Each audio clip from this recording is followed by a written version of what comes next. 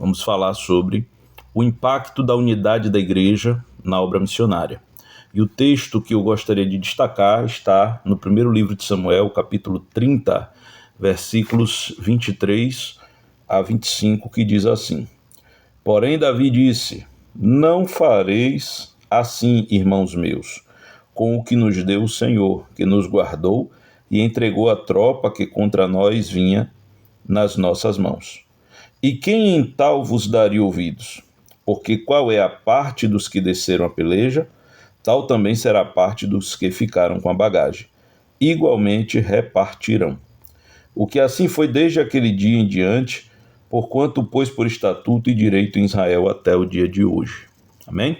O contexto aqui desse texto, eu vou falar rapidamente, nos mostra que Davi estava em Ziclag com seus valentes e respectivas famílias. Ziclag era uma cidade que foi dada pelo rei de Gate a Davi. Davi estava ainda em um momento turbulento, um momento de fuga do rei Saul, e ele vivia naquela cidade. Davi e seus valentes saíram a pelejar, e eu não vou entrar muito no mérito dessa questão dessa peleja, porque o foco não é esse, mas eu quero dizer que Davi, ele saiu para a peleja, a que acabou não acontecendo, né? Como eu disse, eu não vou entrar em detalhe nessa parte, mas quando ele volta para Ziclag, o cenário é devastador. Chegando Davi com seus homens, os amalequitas invadiram aquela cidade e levaram prisioneiros, além de terem destruído tudo, levaram prisioneiras as mulheres e crianças que ali ficaram, né? Era este o cenário. Então, o ponto central que eu queria trazer aqui é que haviam famílias cativas e havia necessidade de ir à peleja para resgatar esses prisioneiros, né? Trazendo para a nossa realidade, a Bíblia fala, e nós observamos no livro de Atos dos Apóstolos, capítulo 18, versículos 9 e 10, quando Paulo estava na cidade de Corinto, bendito seja o nome do Senhor. Paulo estava na cidade de Corinto. O Senhor, quando Paulo enfrenta uma resistência ali, o Senhor diz a Paulo: fala e não te cales, porque ainda tenho muito povo aí nesta cidade. Então, aquele povo que ainda ouviria a palavra do Senhor, ainda se converteria a Deus, já era povo de Deus na perspectiva do próprio Deus. Deus, ele vê as coisas do seu eterno presente. A Bíblia diz que passado, presente e futuro, para Deus é uma coisa só. A Bíblia também fala da presciência de Deus, que é uma das características da sua onisciência, ou seja, Deus, ele antevê as coisas, ele vê antes que aconteça na nossa perspectiva, né? E por isso, quando ele diz a Paulo, em visão, versículos 9 e 10, não temas, mas fala e não te cales, porque eu sou contigo e ninguém lançará mão de ti para te fazer mal, pois tenho muito povo nesta cidade. Deus não fala eu terei povo, Deus fala eu tenho povo no presente, né? Então, o primeiro paralelo que eu queria fazer aqui é que quem ainda não foi salvo já é povo de Deus na visão onisciente de Deus. Ou seja, Deus, ele pré-conhece aqueles que haverão, mediante a pregação do Evangelho, de render a sua vida a Jesus, né? E por isso ele encoraja Paulo a fazer aquela insistência na cidade de Corinto. A Bíblia também nos fala, no livro de Efésios 2,19, que os que são crentes, eles não são mais estrangeiros nem forasteiros, mas concidadãos dos santos e da família de Deus. Então, o paralelo que queremos fazer aqui nessa meditação, nesse estudo, é exatamente esse. É que os crentes que serão, já são, na perspectiva de Deus, mas ainda estão aprisionados, né? Eles ainda estão aprisionados na nossa perspectiva e precisamos ir à peleja, precisamos ir à batalha. E assim foi com Davi e seus valentes. O povo ali, as suas mulheres e crianças estavam aprisionados pelos amalequitas e eles precisavam ir à peleja. A Bíblia diz, voltando a 1 Samuel, capítulo 30, no versículo 10, que dos 600 homens que foram até a batalha, 200 ficaram no ribeiro de Bessor. Eles não puderam atravessar. E 400 foram. E o que é que Davi fez? Para que a unidade do seu povo fosse mantida. Ele deixou os 200 para trás do ribeiro, cuidando da bagagem, e foi adiante com os 400 para o campo de batalha. É mais um parêntese que eu abro, que nem todos vão para o campo, né? Só que a vitória que Deus deu foi completa. No versículo 19, eu vou ler o 18 e 19, diz assim: assim livrou Davi tudo quanto tomaram os amalequitas, e também as suas 2 mulheres livrou Davi. E ninguém lhes faltou, desde o menor até o maior, e até os filhos e as filhas, e também desde o despojo até tudo quanto lhes tinha tomado. Tudo Davi tornou a trazer. Então veja, que na batalha os 400 foram e resgataram também as mulheres e crianças dos outros 200. Não faltou ninguém. O livramento foi completo, a vitória foi completa. E aí, mais uma vez, eu recorro à presciência divina, à onisciência do nosso Deus, né? A presciência como aspecto da sua onisciência, quando Deus, ele já anteviu o escape daqueles nossos familiares em Cristo, que estão ainda aprisionados, mas que serão libertos à medida que nos lancemos no campo de batalha. Só que nem todos vão ao campo de batalha, nem todos vão à peleja. E aí o que é que aconteceu lá nesta batalha de Davi?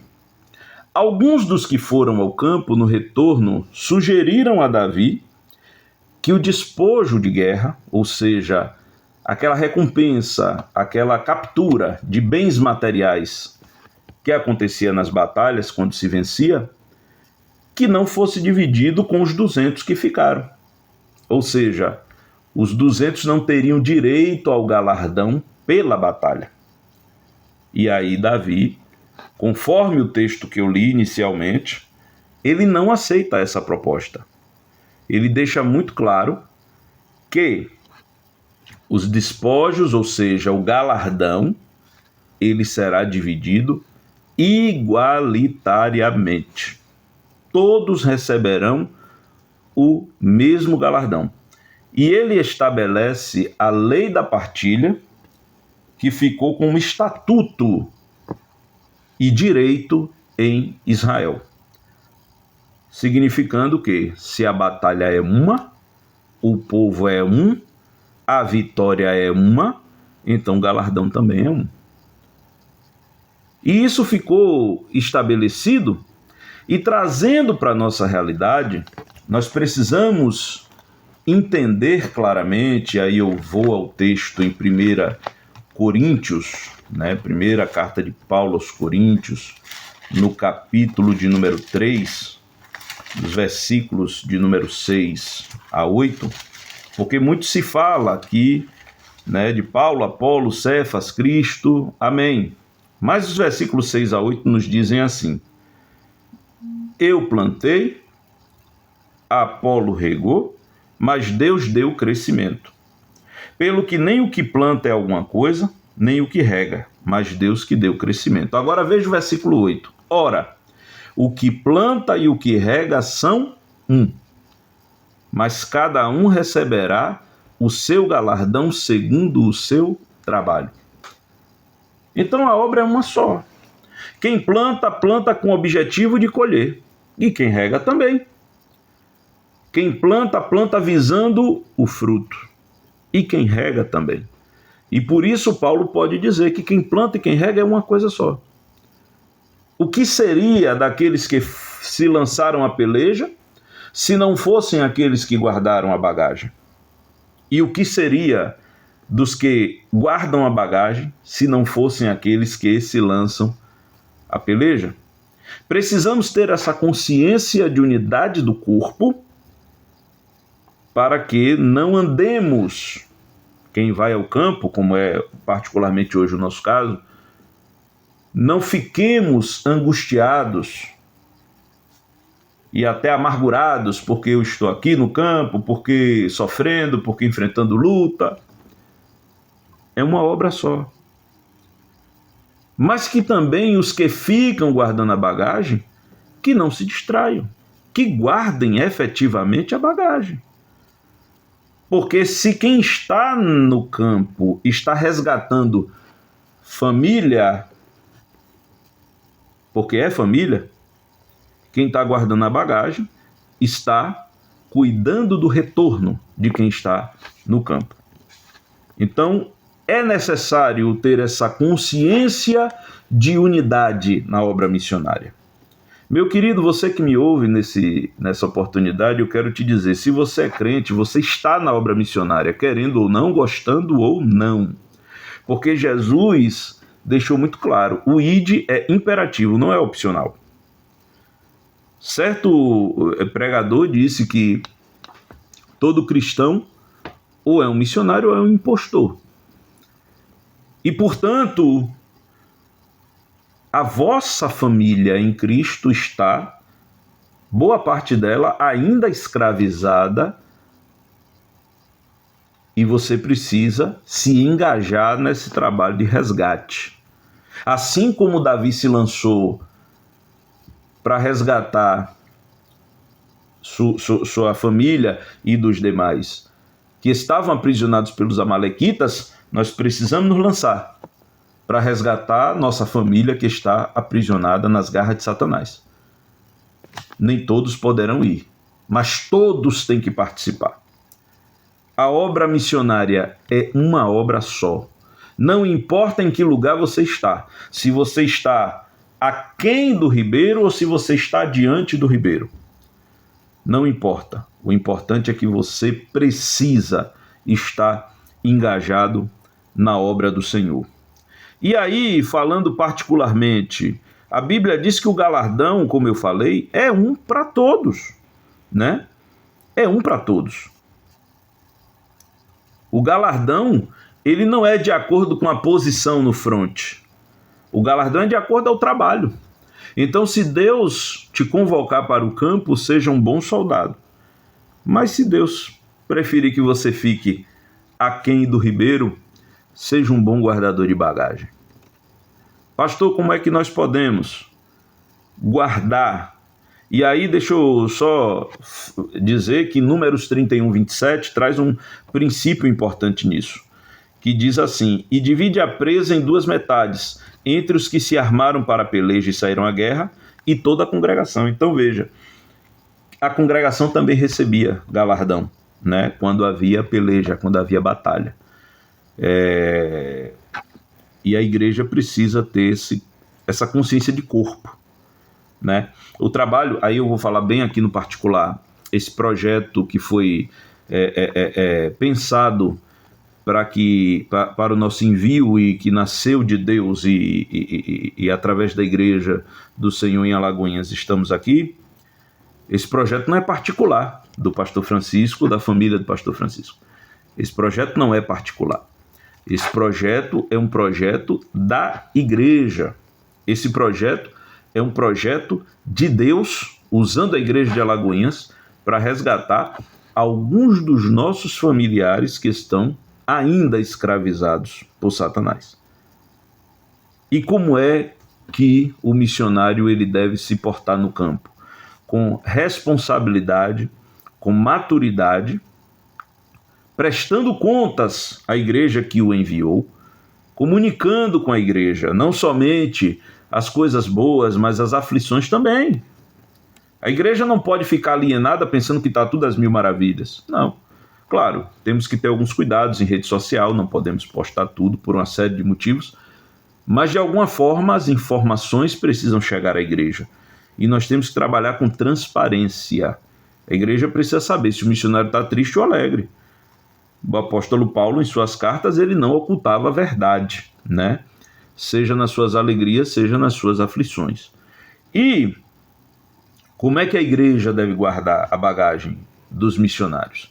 Eu penso em pelo menos 3 coisas. A primeira e a fundamental é a oração. A oração.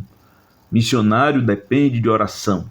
A igreja precisa orar pelos missionários o tempo todo, porque não é fácil. Você está em uma terra que não é a sua, em uma cultura que não é a sua, clima que não é o seu, tudo é diferente. Não estou dizendo que é melhor ou pior, mas é diferente. Você cresce, nasce e cresce no ambiente e depois você muda de ambiente. Não é fácil, né? Então, sem falar as outras coisas, a igreja precisa orar. 2 Tessalonicenses 3, versículos 1 e 2, o apóstolo Paulo diz: No demais, irmãos, rogai por nós, para que a palavra do Senhor tenha livre curso e seja glorificada, como também o é entre vós, e para que sejamos livres de homens dissolutos e maus, porque a fé não é de todos. Então, é a primeira coisa que a igreja precisa fazer no guardar a bagagem. A segunda coisa é enviar a semente e o pão, né? 2 Coríntios 9, versículos 10 e 11 diz assim: Ora, aquele que dá semente ao que semeia, também vos dê pão para comer, e multiplique a vossa sementeira, e aumente os frutos da vossa justiça, para que em tudo enriqueçais para toda a beneficência, a qual fez que por nós se deem graças a Deus. Então, não existe obra missionária sem recurso financeiro. É um tema que é tabu, mas é a realidade, irmãos. É a realidade e é bíblico. O missionário precisa receber semente e pão. É claro que num sistema que a coisa é feita com seriedade, ele vai prestar conta, né? Ele não vai somente receber, ele vai prestar conta. Com trabalho e também prestar conta sobre o que está fazendo com os recursos que Deus, através da liberalidade dos irmãos, coloca em sua mão, né? Mas é algo importante também, o envio da semente do pão. E a outra coisa que eu penso que é importante é o consolo. Consolo. O apóstolo Paulo, ele disse em 2 Coríntios 7, versículos 6 e 7, ele disse assim: Mas Deus que consola os abatidos nos consolou com a vinda de Tito, e não somente com a sua vinda, mas também pela consolação com que foi consolado por vós, contando-nos as vossas saudades, o vosso choro, o vosso zelo por mim, de maneira que muito me regozijei. O contexto aqui é maravilhoso. Paulo estava na Macedônia e ele registra o consolo que teve, ele escrevendo a carta, a segunda carta aos Coríntios. Ele registra a alegria que ele teve quando soube da parte de Tito que a maior parte dos irmãos daquela igreja em Corinto sentia saudade e preocupação com o apóstolo. Em Corinto havia muito maldizente, havia muita ave de rapina, havia muita gente que falava mal e criticava, era aquela tribulação, né? Graças a Deus que essas coisas só tem pela Bahia. Mas em Corinto também tinha. E se porventura tiver por aí, não se preocupe não. Deixe o maldizente para lá. O seu trabalho é consolar o missionário.